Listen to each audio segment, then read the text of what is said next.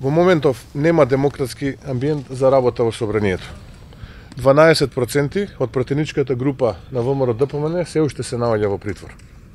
Тоа се 5% од вкупниот број на пратеници кои се соочуваат со конструирано обвинение за тероризам. Човековите права беа прекршени, а власта ги погази и законите, демонстрирајќи сила врз народните избраници. Народниот правобранител недвосмислено констатираше дека при приведувањето на пратениците Крсто Муковски, Љубен Арнудов и Жаклина Пешеска на 28 ноември 2017 година е повредено правото на пратенички имунитет загарантирано со член 64 од Уставот на Република Македонија. Народниот правобранител констатираше и дека полициските службеници не се придржувале до правните процедури за приведување определени со член 19 од Правилникот за начинот на вршење на полициски работи, според кој, доколку при приведувањето на лицето се повика на имунитет, полицискиот службеник, откако ќе го изврши проверка, го прекинува апсењето. Повеќе од јасно е дека надлежните сториле кривично дело по член 140 од Кривичниот закон, кој предвидува соодветни санкции за противправно лишување од слобода. Сето ова е доказ дека во Македонија имаме класичен политички прогон. Злоупотреба на институциите за пресметка со сите кои мислат поинаку и кои не се плашат гласно да се спротистават на антидржавните политики на власта предводена од Социјалдемократскиот сојуз на Македонија. Целата слика за недемократскиот амбиент во кој живееме се заокружува со фактот дека десетици други уметници, оперски пејачи, режисери, архитекти и останати се наоѓаат во притвор, исто така со измислено обвинение за тероризам и без ниту еден правен аргумент во прилог на конструкцијата. Власта е таа која треба да избере помеѓу реформите и просперитетот од една страна и политичкиот прогон и пресметките со неистомислениците. Власта е таа која има одговорност да ги одреди приоритетите. Пратеничката група на ВМРО ДПМН на денешната координација одлучи дека нема да учествува во работата на собранието се додека не се создадат услови за нормално демократско функционирање на оваа институција. Ви благодарам. Како ќе поднесете закон за амнестија ако не сте во парламентот? Во овој момент, како што кажавме во нашето соопштение, нема демократски услови за учество во работата на собранието.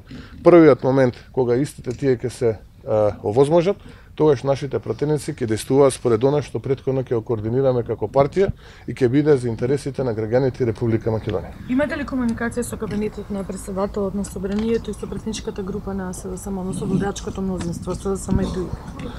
Комуникацијата се темели на не така чести состаноци. Имаме определена комуникација кога станува збор за учество во определени комисии кои што се во рамките на собранието, така што не би што повеќе да додам на ова ваше прашање. Рековте пратеничка група, дали тоа значи дека можноста за прегрупирање во една пратеничка група од 10 размислувана и дека тоа ќе се случи? Сите опции се отворени, како што веќе во неколку наврати имам одговорено на вашето прашање. Што мислите, дали сите пратеници на ВМРО ДПМН се обединети или веќе има неколку дел внатре во партијата, дали ќе се деја дека тој дел сегаш не се со вас или позади вас? Пратеничката група на ВМРО ДПМН се разбира онаа која што е на слобода, со исклучок на оние кои што бесправно се задржани во притвор, е апсолутно конструктивна и учествува заеднички во креирање на ставовите, одлуките, состаноците кои што ги имаме со раководството на партијата, така што многу пати во минатото кажав, еве сега ќе повторам, користам оваа прилика да кажам, пратеничката група на ВМРО ДПМН е единствена, обединета и сите заедно стоиме зад овие ставови кои што денеска пред вас беа презентирани и пред целокупната македонска јавност. Докаде се реформирате во партијата и ќе почнете постапка за помена на статутот? Работиме на тоа. Тоа е еден сложен процес, комплексен процес кој што ќе се темели на компаративна анализа со статути кои што се дел од нашите сестрински партии.